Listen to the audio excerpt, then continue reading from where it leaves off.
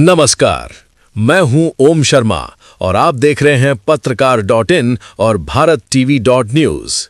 सबसे पहले आज की 10 बड़ी हेडलाइंस। ध्वनि विस्तारक यंत्र के दुरुपयोग पर प्रशासन सख्त, उल्लंघन पर वाहन जब्ती की चेतावनी। बिना अनुमति निजी या सरकारी भवनों पर पोस्टर बैनर लगाने पर होगी कड़ी कार्रवाई। एफएसटी और वीएसटी टीमों को संपत्ति विरूपण रोकने के स्पष्ट निर्देश। 21 फरवरी शाम 5 बजे से 24 फरवरी सुबह 7 बजे तक ड्राई डे घोषित। मतदान केंद्रों, वज्रगृह और मतगणना स्थल की तैयारियों की उच्च स्तरीय समीक्षा। मतपत्र विखंडीकरण कार्य पूर्ण, प्रशासन ने पारदर्शिता पर दिया जोर। सामान्य प्रेक्षक द्वारा 17 मतदान केंद्रों का निरीक्षण। जिला नियंत्रण कक्ष और विधि व्यवस्था कोषांग का जायजा। आदर्श आचार संहिता उल्लंघन पर सख्त कानूनी कार्रवाई के निर्देश। चुनाव प्रक्रिया को निष्पक्ष और शांतिपूर्ण संपन्न कराने के लिए प्रशासन पूरी तरह अलर्ट। अब खबर विस्तार से। जामताड़ा और मिहिझाम नगर निकाय चुनाव 2026 को लेकर प्रशासन पूरी तरह सतर्क और सक्रिय है। चुनावी माहौल गर्म है, लेकिन प्रशासनिक तैयारी उससे भी ज्यादा तेज है। जिला निर्वाचन पदाधिकारी सह उपायुक्त के निर्देश पर अनुमंडल पदाधिकारी द्वारा ध्वनि विस्तारक यंत्रों के उपयोग को लेकर सख्त अपील जारी की गई है। सूचना मिल रही थी कि कुछ अभ्यर्थियों द्वारा प्रचार के दौरान तेज आवाज में लाउडस्पीकर का उपयोग किया जा रहा है।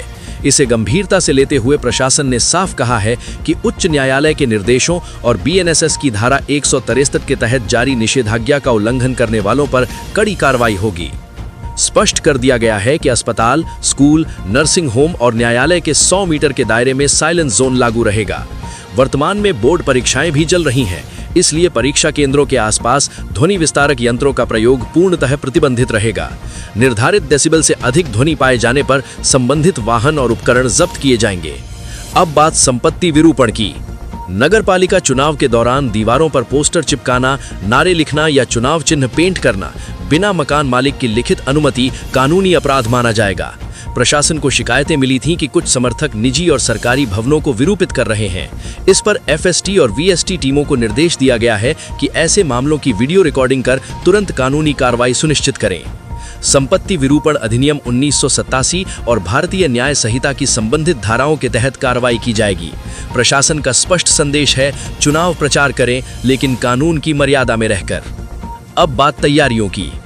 उपायुक्त की अध्यक्षता में हुई उच्च स्तरीय बैठक में मतदान केंद्रों, वज्रगृह, रिसीविंग सेंटर और मतगणना स्थल की तैयारियों की गहन समीक्षा की गई।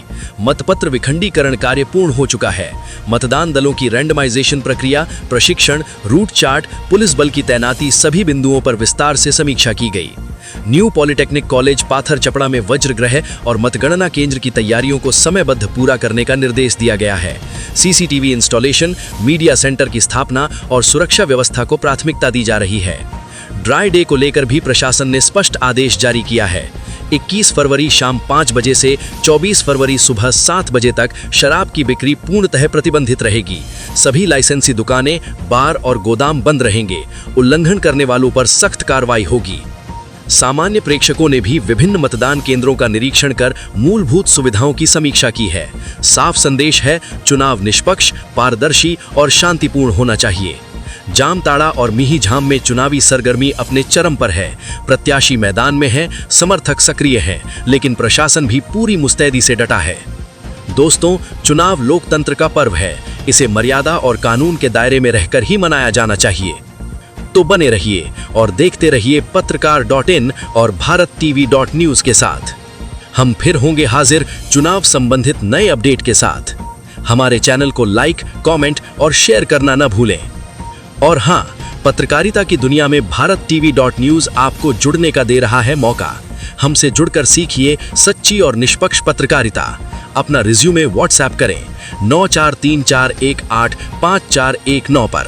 शॉर्टलिस्टेड उम्मीदवारों को हम सिखाएंगे जमीनी और जिम्मेदार पत्रकारिता।